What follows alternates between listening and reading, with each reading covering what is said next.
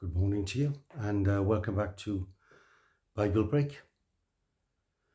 And we've just got to finish this story that we started last time of Jacob and Esau and the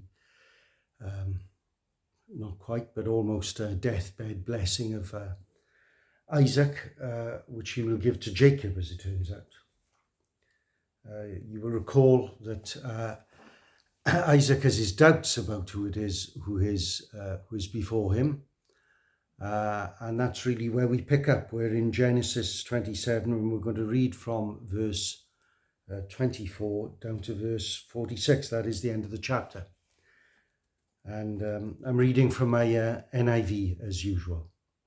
So Genesis chapter 27 and verse 24, and it's Isaac who's speaking here.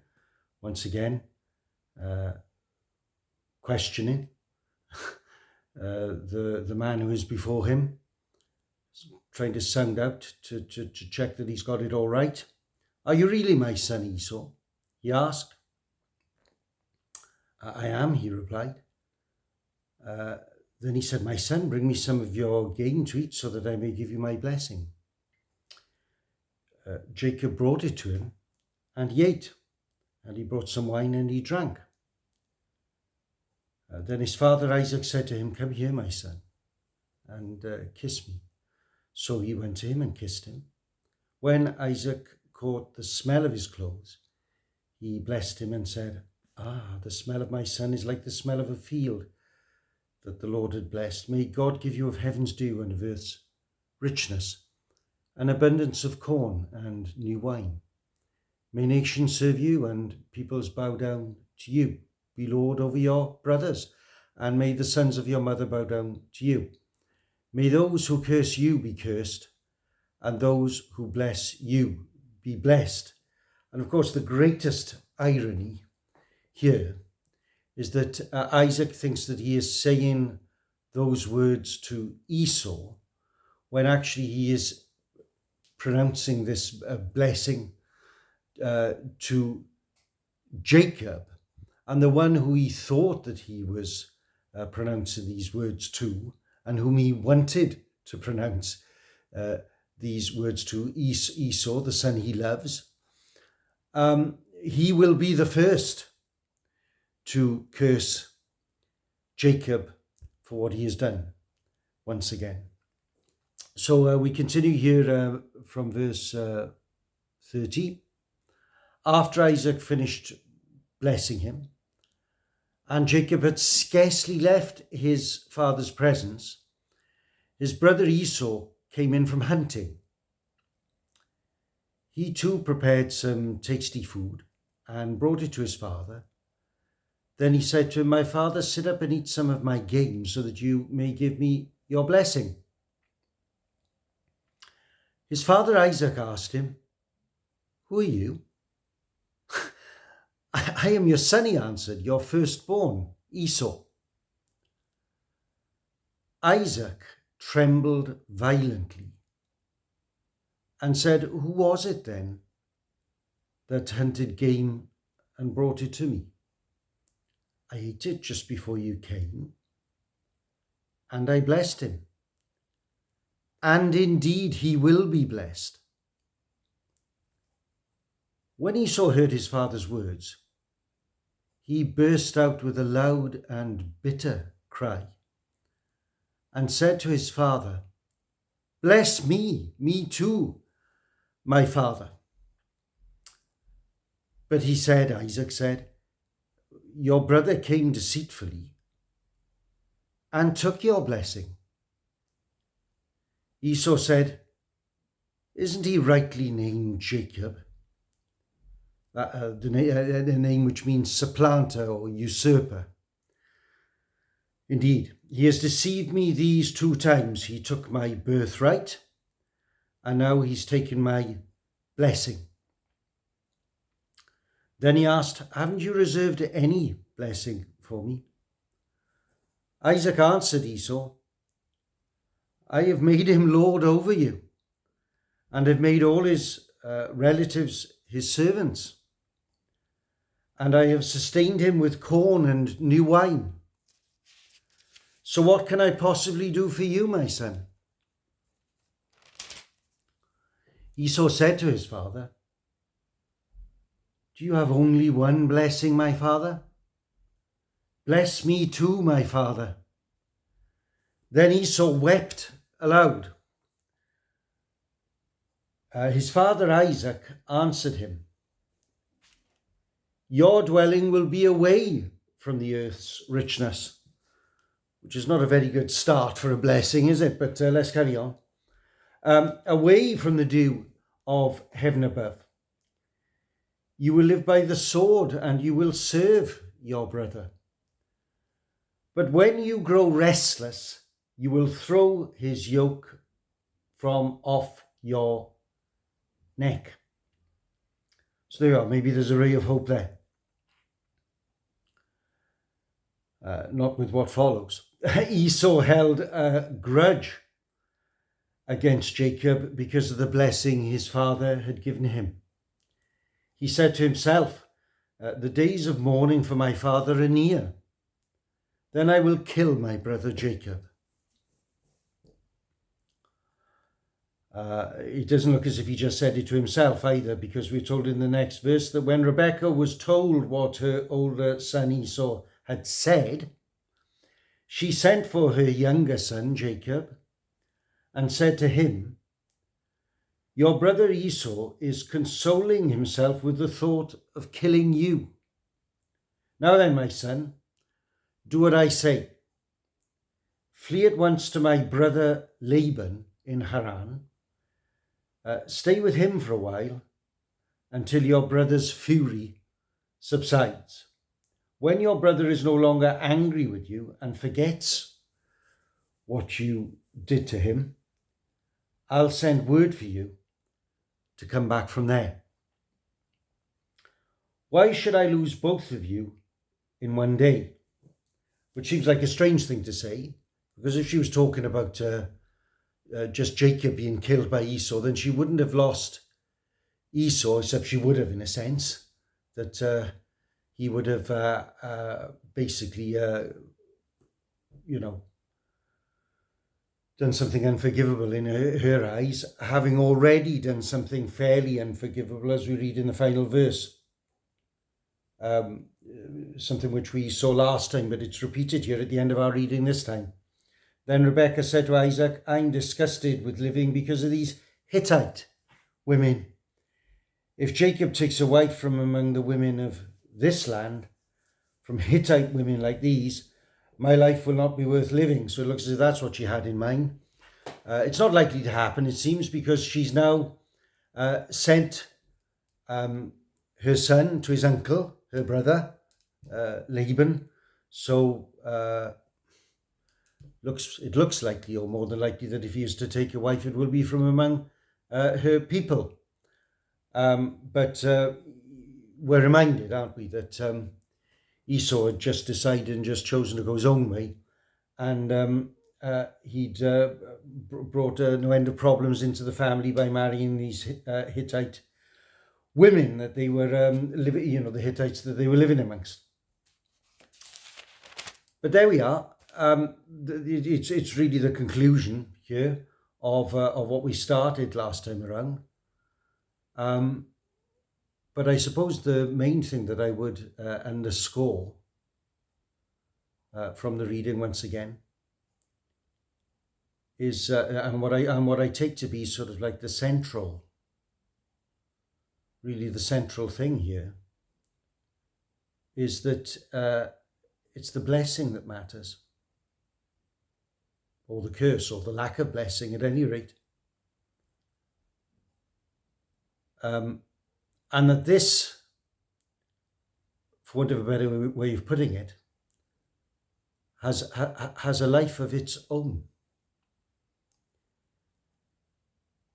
It is under Isaac's control to the extent that he is the main player. It is he who holds, as it were, the elder son's birthright, It is he who will pronounce, perhaps not quite his deathbed blessing, but it's because he's getting there that he wants to do this for Esau. But once it's said, once it's done, the matter is taken out of Isaac's hands. And so ultimately we are given to understand that there is really what I can only describe as a sort of magical element in all this, because it's not a question of legalities or contractual matters, but it's a question of the blessing that makes rich. And of course, this ultimately is a spiritual matter. It ultimately pertains to God himself.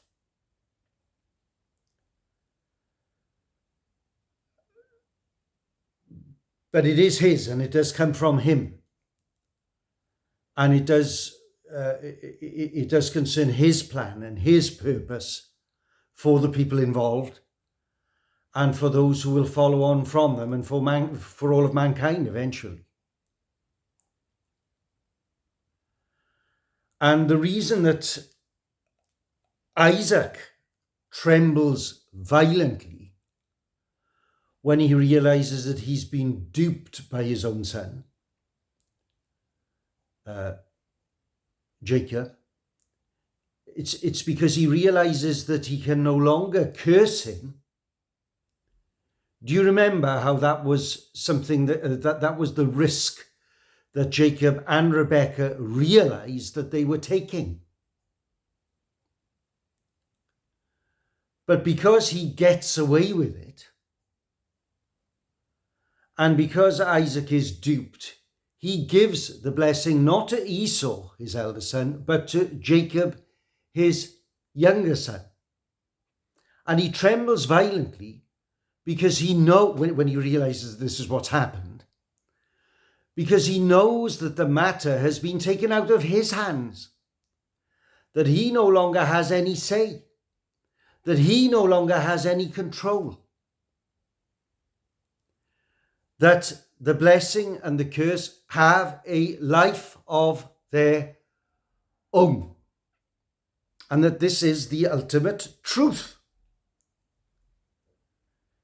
This is why I was telling you last time that in this sense, this story of Jacob and Esau resembles some of the fairy stories that you may have been told as a child, whereby it's the one slip or it's the one good thing that's done that changes everything, that determines everything, because of the amazing magical effect which is produced. And just as we may have been sitting there in wonder and awe as we listen to the fairy stories that we may have listened to as children, so it must be the case here as we realize that there is so much and indeed the most important stuff that is completely beyond our reach. At the same time, that is something that should, of course, fill us with hope, because it proves, does it not, that God is in charge and that God is in control of all things, and that nothing is beyond his reach or his ability to turn the tables and change things around and do what he has planned and what he has purposed. But I am also impressed, who wouldn't be, by the violence which Jacob himself, and Rebekah, his mother, who gives him all the advice, of course, almost true Lady Macbeth style. I'm somewhat impressed by the violence which Jacob is prepared to do to his father and to his brother, because once again we come back to that same thing somehow Jacob sees and Jacob appreciates that nothing is more important and nothing is more necessary than getting hold of that blessing. And once again, I repeat, he is prepared to do violence to secure it and secure his future. We've reached our 15 minutes. So I shall leave you with that really impressive thought. Well, I won't actually. Just a word of warning in the book of Hebrews. We're going to go a little bit over time here, but it doesn't matter because this is important.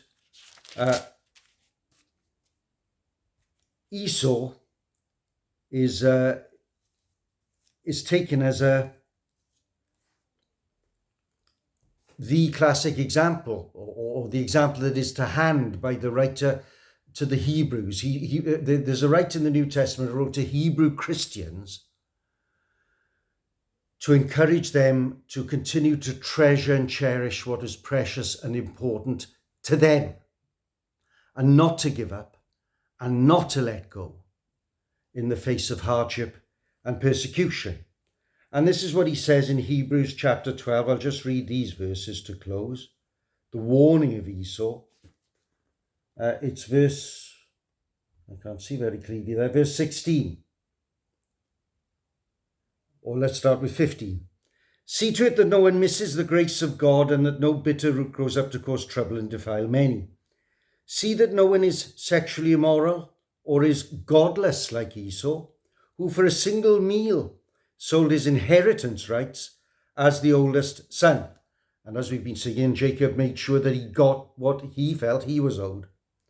Afterwards, as you know, when he wanted to inherit this blessing, he was rejected. He could bring about no change of mind, though he sought the blessing with tears. So in a way, the writer of the Hebrews slightly gives his own spin on the story of Esau there, but Esau does stand as a warning to persevere and endure to obtain God's blessing, as opposed to packing in and giving up when the going gets tough. So there we are. We have gone well over our time now, so I'll leave you with that, and I'll see you sometime next week. Bye.